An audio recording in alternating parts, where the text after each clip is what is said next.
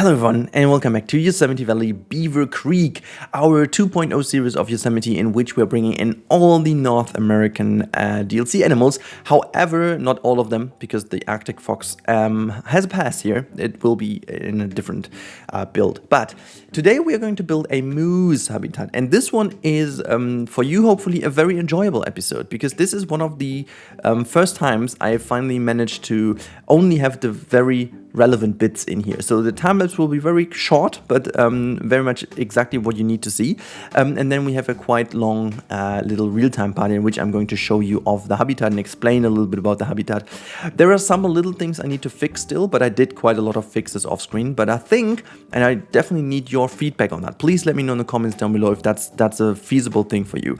But I think it would be nice to switch a little bit into only presenting time lapses that is really valid content or like valuable content for you, and then do all the little finicky stuff like building path and building all the backstage infrastructure or making sure that all the enrichment items are in place and blah blah blah. I think this is the kind of stuff you don't really need to see in a speed build, do you? So I'm trying to optimize this for you guys, so that I'm going to cut this off and intentionally really looking into making only the first part of the build, only making how it looks, and then all the little details and stuff I can basically cut out and just make sure that you guys have it available as a real-time part. I think this is the best way of doing it. I can't promise that I will always remember it, but I think most of the times I will. So please let me know in the comments if that's a good thing, or are you actually enjoying all these little finicky things in the time lapse? I mean, I can see this being enjoyable in a real-time like franchise mode, to see my struggle live quite with my commentary, but like in here I'm not really sure if that's the thing. However, this build is very straightforward because this was at the end of a very long building session in which I didn't really want it to end, but I needed to, and so I told myself that I'm only going to make this habitat, and this was so straightforward because I had it completely in my mind, like it was already existing in my mind, so that I can make it. We position the moose habitat right in between the Grizzly project and the Jaguar Creek. Now, the reason why I put this here after a long debate with myself and with the comment section, I decided to put this here simply because we felt like that the making the moose roam around in the area of the parking lots and free would have been nice maybe visually, but realistically it's not really feasible because, as you guys told me, they tend to be quite aggressive towards cars and so it might not make that much sense to have them roam around the parking lot and where all the people basically arrive to the zoo. So it won't be the best arrival ever if you are already attacked by a moose. So I decided at the end of the day that it has to go into the zoo, and I figured this is the last space that I can actually consider a real space in terms of it could be connected to the actual nature. So what I did is I put it into this raised area here next to the grizzly habitat, and the fencing that we will use to fence them away from the guest will actually act almost like a nature reserve fence, so that basically you could imagine that they come straight out of the forest and they don't even live there. And this is also why we just have a little shelter behind this restroom here and nothing more, because I imagine that this might be like a little moose station in which they just every now and then check in on them if they're like still healthy and if they need some help or whatever, and then if so they could give like help to them by the veterinarian service of the zoo, but actually those are not really zoo animals per se. So I guess this is really the idea behind this, and I'm also very happy with how that turned out. I make also like a little balcony over here in which you can look into the forest and look into this area where they live in, and this is basically the idea of this little bit we are building here. But at the very end, I really love how this turned out. You will see the real-time part today, and I recorded that before the voiceover because this is always easy, because then I know if the tour was good or not. Because like the tour is always like a little thing, because doing tours in Planet Zoo is almost like doing tours in a real zoo, because you can't really have animals do exactly what you want them to do. Sometimes I really wish to have a function to make them, to click just an action so that they show off something so you can film that.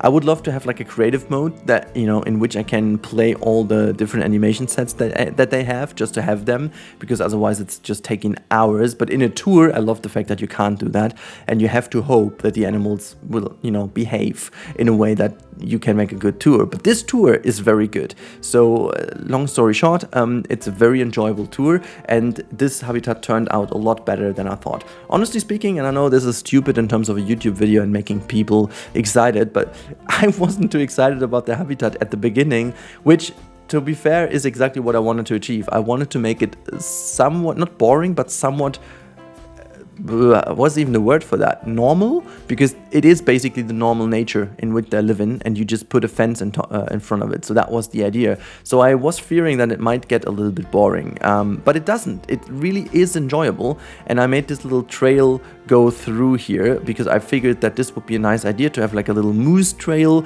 in which you can have some guided tours through here, in terms of making sure, because they are sometimes very aggressive, that you don't have too many risks or whatever. But I really like the idea how this wonderful trail turned out. Like we have this trail just passing through the habitat, so people can just walk through. Obviously we fenced this off by putting elephant grass down and making sure that the trail just works fine. And then we have this trail connect over here. I had a little bit of an issue here to find the right spot where to connect to the path, because the inner path is already smoothed out quite a lot, with the little smoothing trick.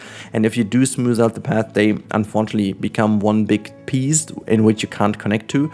So you always have to look for that little bit here. But you can always see me moving in a certain position. By the way, big props here again to Haribo, who did this wonderful feeding station for the reindeers. And I thought, this is just exactly the perfect thing that we need. Made sure that the background looks a little bit more overgrown, just to make sure to blend out this little ugly rock facade there on the left hand side. And so yeah, always looking from a certain perspective onto it. Now the last thing we're doing is this little shelter, and then we jump over into the real-time part, and I hope you guys enjoy that one, because it is certainly very enjoyable, at least what I think. So let me know in the comments down below what you think of this habitat and what you want to see, and how do you enjoy the habitats in general so far in Yosemite Valley 2.0 Beaver Creek. That would be really interesting to know from my side. So let me know down below in the comments, and as always, if you guys like the content, I would be so happy about a sub. That would be amazing. But I will talk about that at the end again, so don't bother you with this again. Enjoy the rest of the time lapse, and we see each other after the cut in the real-time part.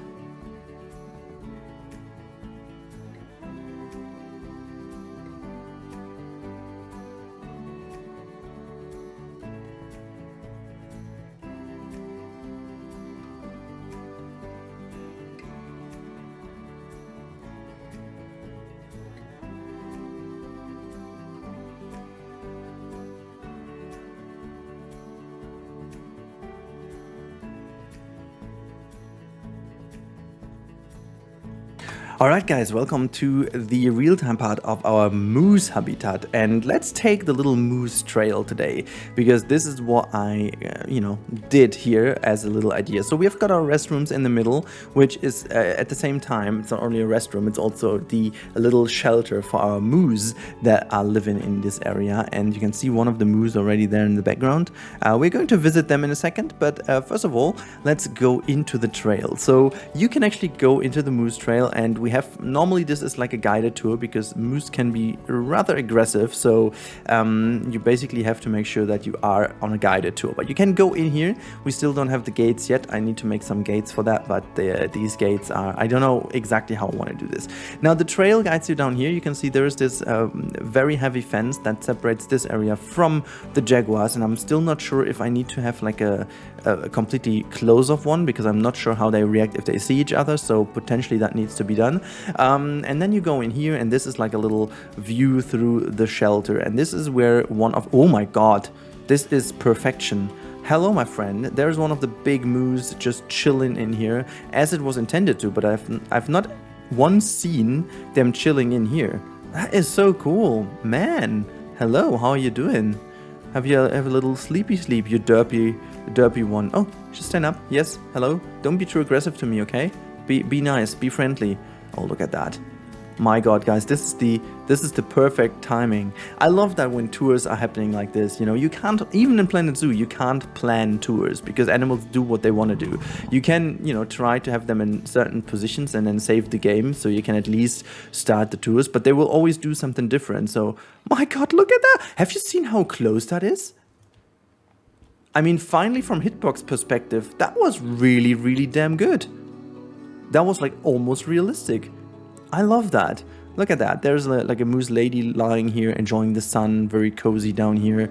So yeah, this is a very natural little habitat. Nothing crazy going on here. I included some kind of little viewing areas. I included some kind of little spots so that this entire habitat is included very nicely in this area. It is separated from the grizzly reserve, so that to make sure that they don't hunt down our moose. That would be not great. And we've got some enrichment items in here. I love the fact that I can also have some scratch trees. I think they can actually do their antlers on that, so that they basically, I don't know what they exactly do with them, but they just kind of rub them to a tree. I haven't seen the animation yet, so it might be that I have to play the game longer to see these animations happen. It's such a shame though. We have so many great animations in this game that I've very rarely or even never seen, simply because they do this so rarely. But on the other hand side, some other animations are, oh my God, this looks, have you seen that? How they climb up there? The weight distribution was just like perfection. What the frick? Frontier has done such an insane job on the animals, and I'm just so not disappointed, but this is also showing me why sometimes I would love that some glitches and so wouldn't happen that often, because if God, this game has so insane potential, and some of the decisions are just sometimes like, Frontier, why are you doing this? But then on the other hand side, you've got these kind of experiences here with following the moose and stuff. It's just so good. It is so I'm out of words. Yeah, I'm just losing my mind because let alone these little things make me play this game always again. With all the disappointment of some of the glitches or whatever, this shows how great of a job Frontier did. And I mean, just look at this. Look at how perfectly this moose walks down.